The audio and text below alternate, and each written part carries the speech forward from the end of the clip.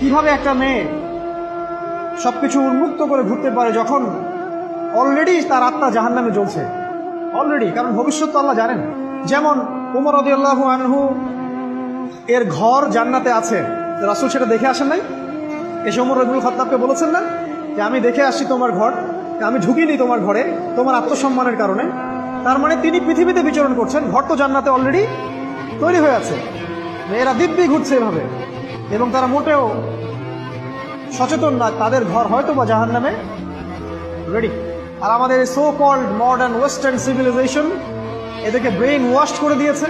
তারা বাজার করছে, তারা নগ্ন হয়ে ঘুরছে, কাপড় পরেও তারা নগ্ন থাকছে, তারা মডেলিং করছে, গান গাচ্ছে, নৃত্য প্রদর্শন করছে, মিডিয়া আসে, তার দেহ লক্ষ লক্ষ কোটি কোটি মানুষ দেখছে।